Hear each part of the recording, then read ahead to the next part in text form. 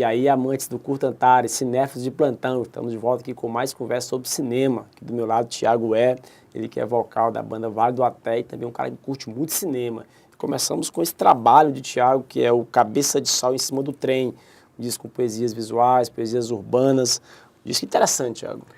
Pois é, Ayrton, esse disco aqui é o Cabeça de Sol em Cima do Trem.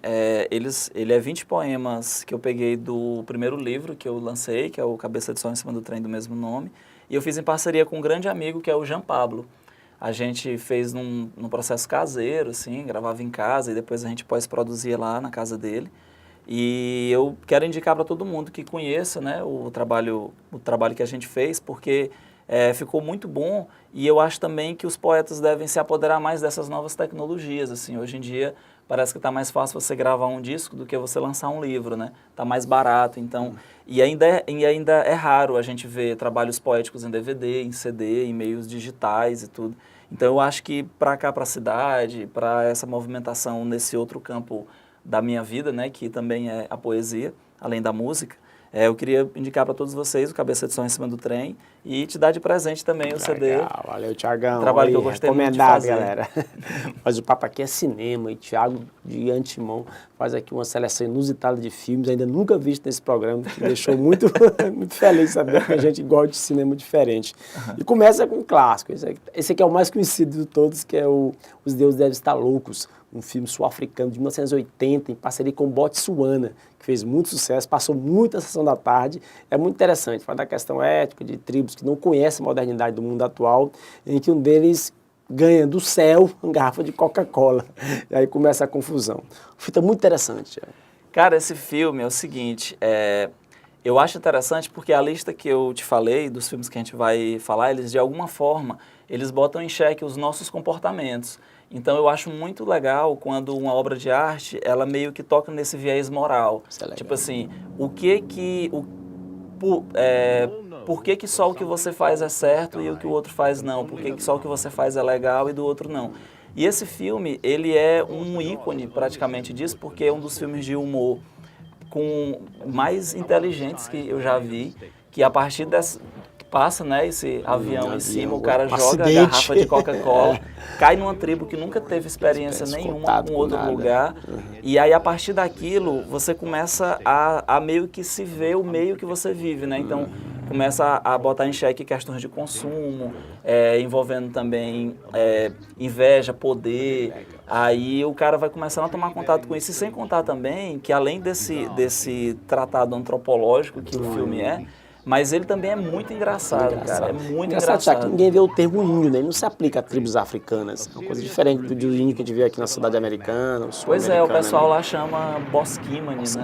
Mas eu como não sou muito versado nessa área sociológica, não sei exatamente a diferença, mas eu acho interessante porque há esse choque, né? Há o choque da tribo com a suposta civilização, né? A cidade, o caos, o tráfego. E há também o choque interno, né? O choque comportamental, o choque sensível. E o filme também passa isso pra gente. E também eu acho engraçado que foi o filme que a minha mãe mais achou engraçado. Tava gaitada, sorria. Então, um beijo, mãe. Esse filme aí, eu também pensei na senhora. Da profundidade, né? Beleza. E na mesma década dos musicais, 84, o Thiago destaca o Stop Making Sense, um disco documentário, um filme documentário fabuloso do Talking Heads, uma banda de muito sucesso naquela época, depois virou famoso, que o David Bowie ficou muito amigo do Tom Zé, né? Resgatou o Tom Zé. É um disco, desculpa, é um filme também interessante, um doc meio falso, meio fake. É quase um transmusical, né? Porque quem dirigiu foi o Jonathan Demme. Cara de Silêncio dos Inocentes, né? Aí não precisa nem comentar, né? Aí é engraçado também que todo crédito assim que termina, né? O Jonathan Demme tá lá, a luta continua, né? Toda vez ele bota isso. Cara, é uma banda muito referência pra mim, assim, porque eles também botam em xeque essa questão comportamental da banda, né? Porque eles projetam uma certa narrativa no palco que é muito interessante de se ver. O show começa, o palco não está nem montado, assim. chega uma bateria e os fios estão aparecendo, as escadas atrás, e à medida que o show vai decorrendo, o palco vai sendo montado. Até que da metade para o final do show, você tem um show já com luzes, com efeitos e tal, com toda aquela produção que a gente costuma ver. Mas o que eu achei legal é que é como se fosse um meta-show, né? Ele meio que discute o show dentro do próprio show. E o David Byrne, que meio que pensou em muita coisa disso, pensou desde o tipo de letra que ia ser usado no cartaz, no DVD, até a coisa envolvendo figurino e tudo mais. E a banda Talking Heads sempre foi uma das minhas prediletas, assim. Eles fizeram quantos discos, Thiago? Eles fizeram, acho que perto de 10, assim. Muito disco, né? De discos mesmo. Uma vez a gente fez uma viagem para Brasília com a Vale do Até. Eu tinha R$70 no bolso. Poxa. Aí eu fui num sebo de livros que tinha lá e vendia disco também, né? Aí eu procurei, cara, tem disco aqui do Talking Heads? Aí o cara tem. Aí quanto? Tem 6. Aí eu comprei 6 vinis, cada um a 10 e fiquei com R$10 tendo que me virar. Escapar lá em Brasília. Escapar lá. Mas também legal. Fã é assim, né, velho? E aí eu voltei com vários vinis em casa. Satisfeitíssimo. Feliz, liso e satisfeito.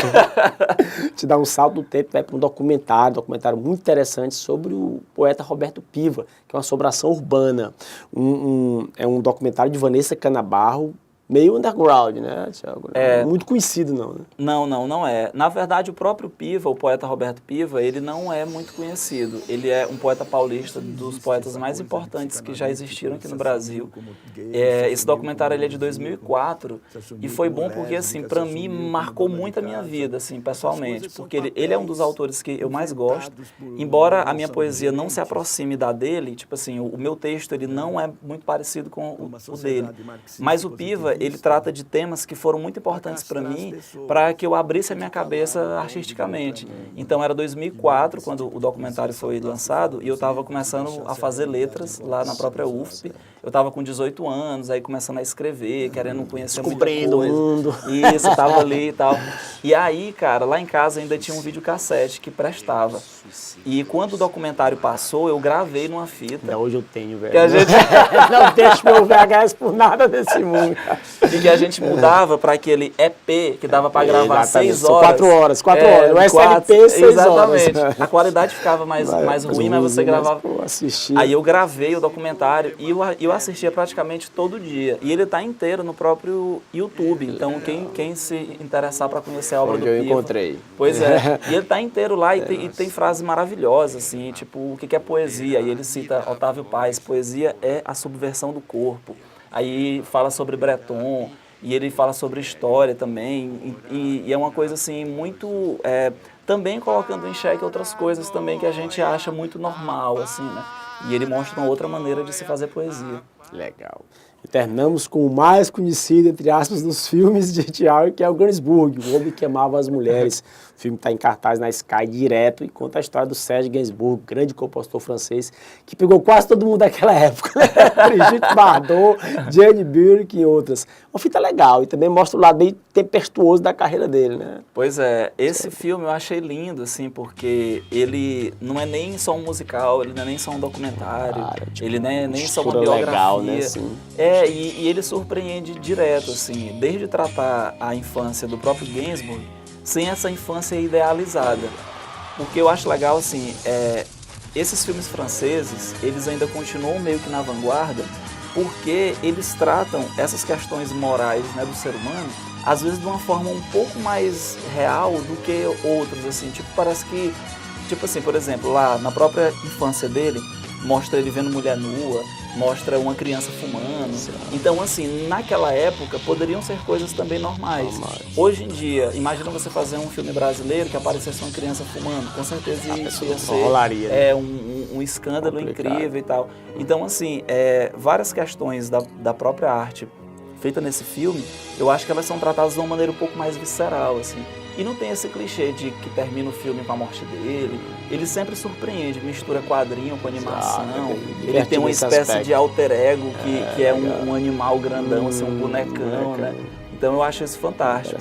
O filme foi um sucesso, né? Maravilhoso, a fotografia linda, vale muito a pena. Ok. Com Os Deuses Devem Estar Loucos, Top Make Sense, Assombração Urbana e Gainsbourg, Homem que Amava as Mulheres, estamos numa entrevista com o Thiago, que valeu muito a pena.